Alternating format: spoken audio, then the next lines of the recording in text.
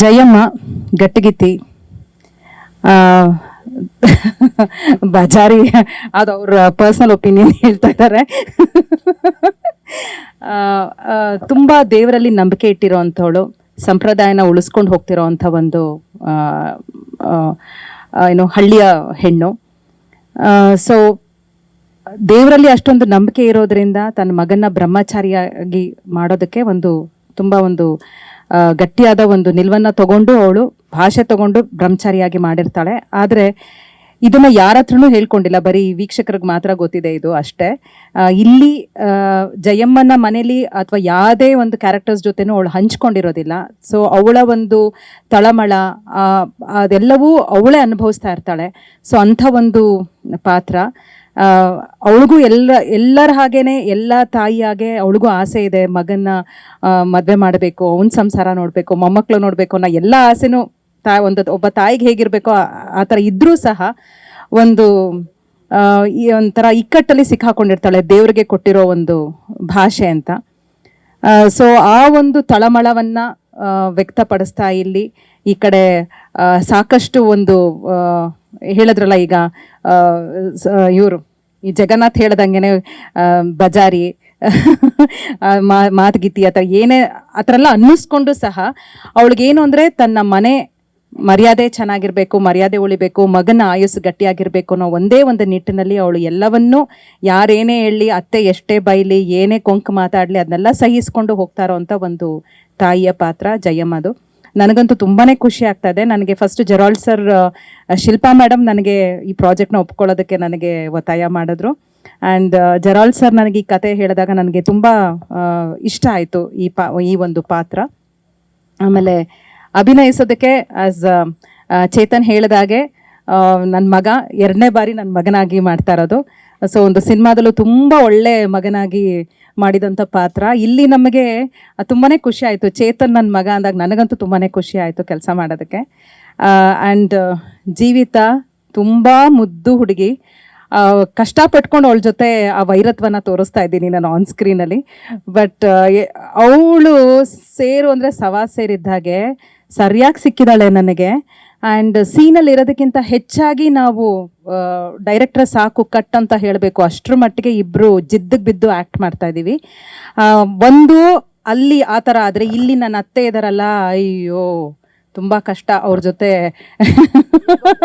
ಹೇಗೋದಂತೂ ತುಂಬಾ ಕಷ್ಟ ಇದೆ. ಅವ್ರ ಕ್ಯಾರೆಕ್ಟ್ರೇ ಮಜವಾಗಿದೆ. ಆ್ಯಂಡ್ ವಿದ್ಯಮ್ಮ ಅವ್ರು ಫಸ್ಟ್ ಟೈಮ್ ಈ ಪಾತ್ರ ಮಾಡ್ತಾ ಇದ್ದೀನಿ ಅಂತ ಹೇಳ್ತಿದ್ದಾರೆ, ಆದರೆ ತುಂಬ ಲೀಲಾಜಾಲವಾಗಿ ಮಾಡ್ತಾ ಇದ್ದಾರೆ, ಅರ್ದು ಕುಡ್ದಿದ್ದಾರೆ ಈ ಪಾತ್ರವನ್ನು, ಅಷ್ಟು ಚೆನ್ನಾಗಿ ಮಾಡ್ತಿದ್ದಾರೆ. ಎಲ್ರಿಗೂ ಸ್ವಲ್ಪ ರಿಯಲ್ ಲೈಫಲ್ಲೂ ಅವ್ರು ಹಾಗೆ ಇರೋದು ಬಟ್ ತುಂಬ ಚೆನ್ನಾಗಿ ಮಾಡ್ತಿದ್ದಾರೆ. ಆ ಒಂದು ಇಲ್ಲಿ 3 ಜನ್ರೇಷನ್ನ ನೋಡ್ತೀರಾ ಈ ಒಂದು ಕಥೆಯಲ್ಲಿ. ಸೊ ಆ 3 ಜನ್ರೇಷನ್ನ ತೂಗಿಸ್ಕೊಂಡು ಹೋಗೋ ಅಂಥದ್ದು ಒಂಥರ ತುಂಬ ಮಜವಾಗಿದೆ. ಆ್ಯಂಡ್ ಇಲ್ಲಿ ನನ್ನ ಪಾತ್ರದ ಬಗ್ಗೆ ಹೇಳಬೇಕು ಅಂದರೆ ಸಾಕಷ್ಟು ನನಗೆ ಇಲ್ಲಿ ಅಭಿನಯಿಸೋದಕ್ಕೆ ಸಾಕಷ್ಟು ರೇಂಜ್ ಇರೋ ಅಂಥ ಒಂದು ಪಾತ್ರ. ಎಷ್ಟೋ ಭಾವನೆಗಳನ್ನ ಹೇಳ್ಕೊಳಕ್ಕಾಗೋದಿಲ್ಲ, ಅದೆಲ್ಲವನ್ನು ಅಭಿನಯದಲ್ಲೇ ತೋರಿಸೋ ಅಂಥ ಒಂದು ಪಾತ್ರವಾಗಿದೆ. ಎಷ್ಟೋ ಇದು ಬರೀ ಮಾತಲ್ಲಿ ನಾವು ಅಭಿನಯಿಸೋಕ್ಕಾಗೋದಿಲ್ಲ, ಮಾತಿಲ್ಲದೇನೆ ನಾವು ಎಷ್ಟೋ ಕನ್ವೆ ಮಾಡೋ ಅಂಥ ಒಂದು ಪಾತ್ರವಾಗಿದೆ ಇದು. ಸೊ ನನಗಂತೂ ತುಂಬ ಖುಷಿ ಕೊಟ್ಟಿದೆ. ಆ್ಯಂಡ್ ಇಡೀ ತಂಡ ಅಂದರೆ ಒಂದು ಚಿತ್ರಕಥೆ ಅಥವಾ ಒಂದು ಸೀರಿಯಲ್ ಸಿನಿಮಾ ಯಾವುದೇ ಒಂದು ಗೆಲ್ಲೋದಕ್ಕೆ ಸಾಧ್ಯ ಅಂದರೆ ಅದಕ್ಕೆ ತಕ್ಕಂಥ ಕಲಾವಿದರು ಸಿಕ್ಬಿಟ್ರೆ ಅದು ಅರ್ಧ ಗೆದ್ದ ಹಾಗೆ ಆ ಕತೆ. ಸೊ ಅದು ಇಲ್ಲಿ ಮರ್ಯಾದೆ ರಾಮಣ್ಣದಲ್ಲೇ ಆಗಿದೆ. ಅಲ್ಲಿ ಹೀರೋಯಿನ್ ಮನೆ ಆಗಿರ್ಬೋದು, ಇಲ್ಲಾಗಿರ್ಬೋದು, ಹೀರೋಯಿನ್ ಫ್ರೆಂಡ್ಸ್ ಆಗಿರ್ಬೋದು, ಇಲ್ಲಿ ನಮ್ಮ ರಾಮಣ್ಣನ ಸ್ನೇಹಿತರಾಗಿರ್ಬೋದು, ಎಲ್ಲವೂ ತುಂಬ ಚೆನ್ನಾಗಿ ಇವರೇ ಪಾತ್ರ ಅಂತ ಅನಿಸುತ್ತೆ. ನನಗೆ ಫಸ್ಟ್ ಫೀಡ್ಬ್ಯಾಕ್ ಕೊಡೋದು ನನ್ನಮ್ಮ. ಸೊ ದಿನ ರಾತ್ರಿ ಅವರು ಎಪಿಸೋಡ್ ನೋಡಿ ನನಗೆ ಕಾಲ್ ಮಾಡ್ತಾರೆ, ಫೋನ್ ಮಾಡಿ ಇವತ್ತಿನ ಎಪಿಸೋಡ್ ಚೆನ್ನಾಗಿತ್ತು ಕಣೆ. ಅವ್ರ ಮಗಳು ಅಳಿಯನ್ನೇ ಅವರು ಟಿ ವಿನಲ್ಲಿ ನೋಡ್ತಾ ಇದ್ರು ಸಹ ಅವರು ಜಯಮ್ಮ ಮತ್ತು ಜಗನ್ನಾಥ್ನೇ ನೋಡ್ತಾ ಇದ್ದೀನಿ ಅಂತ ಅಂದ್ಕೋತಾರೆ. ಸೊ ಅಷ್ಟರ ಮಟ್ಟಿಗೆ ಫಸ್ಟ್ ಫೀಡ್ಬ್ಯಾಕ್ ನನಗೆ ನನ್ನ ತಾಯಿ ಕೊಡ್ತಾರಲ್ಲ, ಅದರಲ್ಲೇ ನನಗೆ ಗೊತ್ತಾಗುತ್ತೆ ಅವರು ಏನು ಹೇಳ್ತಿದ್ದಾರೆ ಅಂದರೆ ಮಗಳು ಅಳಿಯ ಅಲ್ಲದೆ ಅವ್ರು ಆ ಕ್ಯಾರೆಕ್ಟರ್ಸ್ ಆಗಿ ನೋಡ್ತಿದ್ದಾರಲ್ಲ, ಅಲ್ಲೇ ನಾವು ಗೆದ್ವಿ ಅಂತ ನನಗೆ ಅನಿಸುತ್ತೆ. ಆ್ಯಂಡ್ ಇವಾಗಂತೂ ಇತ್ತೀಚೆಗೆ ಎಲ್ಲೇ ಹೋದ್ರೂ ನನ್ನನ್ನು ಕ್ಯಾರೆಕ್ಟ್ರಲ್ಲೇ ಗುರ್ತಿಸ್ತಾ ಇದ್ದಾರೆ, ಜಯಮ್ಮ ಅನ್ನೋ ಪಾತ್ರದಲ್ಲೇ ಗುರ್ತಿಸ್ತಾ ಇರೋದ್ರಿಂದ ಅದು ನನಗೆ ತುಂಬ ಖುಷಿ ಆಗುತ್ತೆ. ಸೊ ಜಯಮ್ಮ ಇಲ್ಲಿ ಜೀವಿಸ್ತಾ ಇದ್ದಾಳೆ ಅನ್ನೋದೊಂದು ಖುಷಿ ಇದೆ ನನಗೆ. And thank you entire team and my personal thanks, special thanks to ಅಣ್ತಮ್ಮ ಇಲ್ಲಿ ಪ್ರಸನ್ನ ಆ್ಯಂಡ್ ಪ್ರವೀಣ. ನಮ್ಮ ಜೀವನೇ ಈ ಮರ್ಯಾದೆ ರಾಮಣ್ಣದ ಜೀವ ಅಂತಲೇ ಹೇಳ್ಬೋದು. ತುಂಬ ಚೆನ್ನಾಗಿ ನಮ್ಮನ್ನೆಲ್ಲ ಆನ್ ಸ್ಕ್ರೀನ್ ತೋರಿಸ್ತಾ ಇದ್ದಾರೆ. ಸೊ ಖುಷಿ ಆಗುತ್ತೆ. ಆ್ಯಂಡ್ ಇಲ್ಲಿ ನಾವು ಪಾತ್ರಧಾರಿಯಾಗಿ ಮಾಡ್ತಾ ಇದ್ದೀವೋ ಕೆಲಸ, ಇವರು ಅಷ್ಟೇ ಅವರ ಹೃದಯ ತುಂಬಿ ಒಂದು ಪ್ರೀತಿಯಿಂದ ಕೆಲಸ ಮಾಡ್ತಿರೋದು ಅದು ಸ್ಕ್ರೀನ್ ಮೇಲೆ ಕಾಣಿಸ್ತಾ ಇದೆ. ಆ್ಯಂಡ್ ಸುಂದರ್ ಹೇಳಿದಾಗೆ ತುಂಬ ಪೇಷನ್ಸ್ ಒಬ್ಬ ನಿರ್ದೇಶಕನಿಗಿರಬೇಕು. ಅದೆಲ್ಲವೂ ನಮ್ಮ ನಿರ್ದೇಶಕರಿಗಿದೆ. ನಿಜವಾಗ್ಲೂ ಒಂದೊಂದ್ಸಲ ತುಂಬಾ ಜಾಸ್ತಿ ಇದೆ. ನಮಗೆ ಅನಿಸುತ್ತೆ ಯಾಕೆ ಇವ್ರು ಇಷ್ಟು ಇದಾಗಿದ್ದಾರೆ ಅಂತ. ಯಾಕೆಂದರೆ ನಾವುಗಳು ಅಷ್ಟು ಅವ್ರಿಗೆ ಕಾಟ ಕೊಡ್ತಾ ಇದ್ದೀವಿ ನಾವು. ಅಂದರೆ ಎಲ್ಲೋ ಒಂದು ಕಡೆ ಆರ್ಟಿಸ್ಟ್ಗೆ ಒಂದೊಂದ್ಸಲ ಆ ವರ್ಕ್ ಪ್ರೆಷರ್ನ ನಾವು ತೋರಿಸ್ಕೊಳಕ್ಕಾಗದೆ, ಅಂದರೆ ಅದು ಕಡಿಮೆ ಮಾಡ್ಕೊಳ್ಳೋದಕ್ಕೋಸ್ಕರ ನಾವು ಹಿಂಗೆಲ್ಲ ತರಲೆಗಳು ಮಾಡ್ತಾ ಇರ್ತೀವಿ. ಸೊ ನಾವು ಮಾಡೋ ಕೆಲಸ ನಮಗದು ಸ್ಟ್ರೆಸ್ ಗೊತ್ತಾಗಬಾರ್ದು ಅಂತ. ಬಟ್ ಪಾಪ ನಮ್ಮೆಲ್ಲರಿಗಿಂತ ಜಾಸ್ತಿ ಸ್ಟ್ರೆಸ್ ಅವ್ರಿಗಿರುತ್ತೆ. ಇಷ್ಟು ಇವತ್ತು ಮುಗಿಸ್ಲೇಬೇಕು ಸೀನ್ಸ್ ಅನ್ನೋ ಪ್ರೆಷರ್ ಅವ್ರಿಗಿರುತ್ತೆ. ಬಟ್ ಇದೆಲ್ಲವನ್ನು ತುಗಿಸ್ಕೊಂಡು ಹೋಗ್ತಾರೋ ಅಂತ ನಮ್ಮ ನಿರ್ದೇಶಕರು. Manu sir, thank you so much. ಮಾಧ್ಯಮ ಮಿತ್ರರಿಗೆಲ್ಲ ನಮಸ್ಕಾರ ಮತ್ತು ಸ್ವಾಗತ. ಮರ್ಯಾದೆ ರಾಮಣ್ಣ ಇತ್ತೀಚೆಗೆ ಈಗ ನಮ್ಮೆಲ್ಲರಿಗೂ ಗೊತ್ತಿರೋ ವಿಷಯ, ಎಷ್ಟೆಲ್ಲ ಚಾನೆಲ್ಗಳಿದೆ, ಎಷ್ಟೆಲ್ಲ ಸೀರಿಯಲ್ಗಳು ಬರ್ತಿದೆ. ಸೊ ಇದ್ರ ಮಧ್ಯೆ ಮರ್ಯಾದೆ ರಾಮಣ್ಣ ಏನು ವಿಶೇಷ, ಯಾಕೆ ನಿಂತ್ಕೊಳ್ಳುತ್ತೆ, ಯಾಕೆ ವಿಭಿನ್ನ ಆಗುತ್ತೆ, ಈ ಥರದನ್ನೆಲ್ಲ ಪ್ರಶ್ನಿಸ್ತಾ ಹೋದರೆ ಅದಕ್ಕಾಗೇ ಸಾಕಷ್ಟು ಎಲಿಮೆಂಟ್ಸ್ಗಳನ್ನು ನಾವು ಈ ಸೀರಿಯಲ್ಗಾಗಿ ತುಂಬಿದ್ದೀವಿ, ಈ ಕಥೆಯೊಳಗೆ, ಈ ಆತ್ಮದೊಳಗೆ. ಒಂದು ಭಾಷೆ. ನಾವು ಹಳ್ಳಿ ಅಂದ ಕೂಡಲೇ ಮಂಡ್ಯ, ಹಾಸನ, ಅಮ್ಮ ಹೇಳಿದಾಗೆ ಈ ಭಾಷೆಗಳನ್ನೇ ಬಳಸ್ತಾ ಇದ್ವಿ. ಇಲ್ಲಿ ನಾವು ಅದಕ್ಕಿಂತ ಒಂಚೂರು ಮುಂದೆ ಹೋಗಿ ಚಾಮರಾಜನಗರ, ಕೊಳ್ಳೇಗಾಲ, ಇದ್ರ ಮಧ್ಯೆ ಎಲ್ಲೋ ನಾವು ಒಂದು ಕಸ್ಪ್ ಮಾಡ್ಕೊಂಡಿದ್ದೀವಿ. ಅದೇ ಒಂದು ಹೊಸ ಭಾಷೆಯ ಪರಿಭಾಷೆಯನ್ನು ನಾವು ಬಳಸ್ಕೊಂಡಿದ್ದೀವಿ. ಅದು ವಿಶೇಷ ಈ ಸೀರಿಯಲ್ಗೆ. ನಾವು ಸಾಹಿತ್ಯದಲ್ಲೂ ನೋಡಿದಾಗ ದೇವನೂರು ಮಹಾದೇವ ಅವರ ಕುಸುಂಬಾಲೆ ಇರಬಹುದು,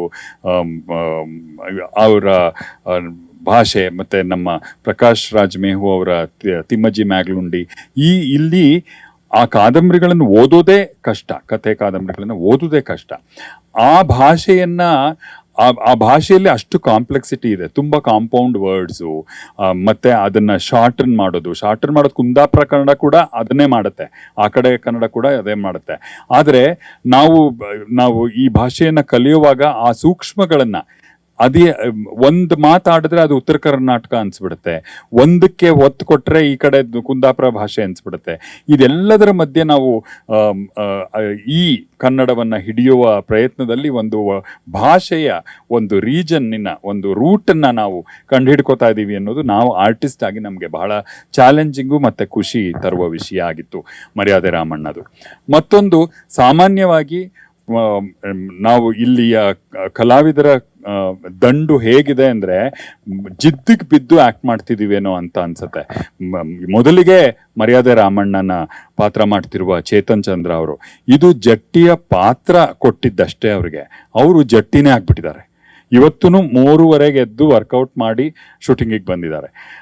ಅವರು ರಿಯಲ್ ಜಟ್ಟಿನ್. ಬಹುಶಃ ಮುಂದಿನ 2 ತಿಂಗಳಲ್ಲಿ ಅವರು ಅಖಾಡಕ್ಕೆ ಇಳಿದು ಪಂದ್ಯಗಳನ್ನು ಆಡ್ತಾ ಇದ್ದಾರೆ. ಅಷ್ಟರ ಮಟ್ಟಿಗೆ he has become the role. So Chetan Chandra ಅಲ್ಲ, ಅವ್ರು ಮರ್ಯಾದೆ ರಾಮಣ್ಣನೇ ಆಗ್ಬಿಟ್ಟಿದ್ದಾರೆ. ಸೊ ಅಷ್ಟರ ಮಟ್ಟಿಗಿನ ಕಮಿಟ್ಮೆಂಟು ನಮ್ಮ ಕಲಾವಿದರುಗಳಿಂದ ಈ ಸೀರಿಯಲ್ಗೆ ಸಿಗ್ತಿರೋದೇ ಒಂದು ದೊಡ್ಡ ಶಕ್ತಿಯಾಗಿ ಪರಿಣಮಿಸಿದೆ ಅಂತ ನನಗನ್ಸುತ್ತೆ.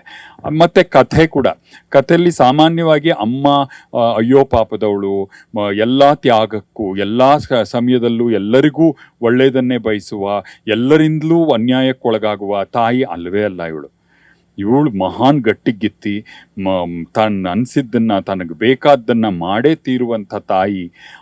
ಆ ಮಗನ ಹಿತಕ್ಕಾಗಿ ಯಾರನ್ನು ಬೇಕಾದರೂ ಎದುರಿಸುವ ತಾಯಿಯಾಗಿರುವ ಗಟ್ಟಿ ಪಾತ್ರ ಜಯಮ್ಮನದು.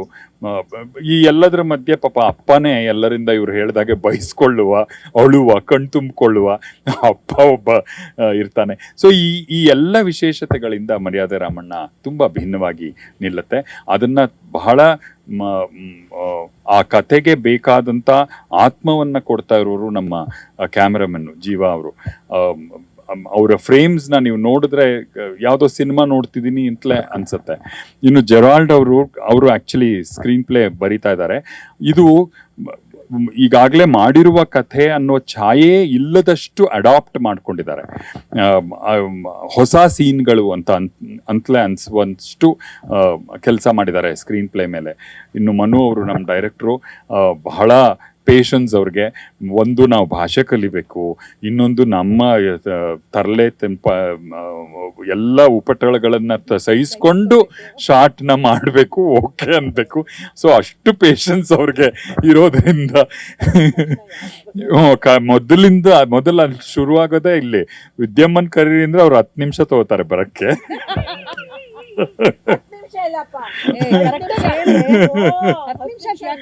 ಹೌದು.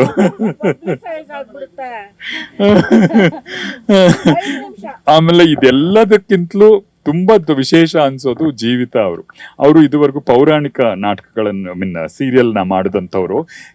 ಈ ಸ್ವ್ಯಾಗ್, ಈ ಪಾತ್ರಕ್ಕಿರುವ ಒಂದು ಸ್ವ್ಯಾಗ್, ಆಧುನಿಕ ಹುಡುಗಿ, ಅವಳ ಆಟಿಟ್ಯೂಡ್, ಇದನ್ನೆಲ್ಲ ಅದ್ಭುತವಾಗಿ ಮಾಡಿದ್ದಾರೆ ಅವರು. ಎಷ್ಟು ಲೀಲಾಜಾಲವಾಗಿ ಮಾಡಿದ್ದಾರೆ ಅಂದ್ರೆ, ಈ ಹುಡುಗಿ ಮಹಾನ್ ಕೊಬ್ಬಿನವಳೆ ಅಂತಲೇ ಎಲ್ರಿಗೂ ಅನ್ಸುತ್ತೆ, ಆದ್ರೆ ಅಹಂಕಾರಿ ಹುಡುಗಿ ಅಂತಲೇ ಅನ್ಸುತ್ತೆ. ಆದ್ರೆ ಅದರ ವ್ಯತಿರಿಕ್ತವಾದ ಹುಡುಗಿ ಅದು. ಪಾಪ ಅಷ್ಟು ಒಳ್ಳೆ ಹುಡುಗಿ, ಆದ್ರೆ ಆ ಪಾತ್ರವನ್ನು ಅಷ್ಟು ಚೆನ್ನಾಗಿ ನಿಭಾಯಿಸಿದ್ದಾರೆ.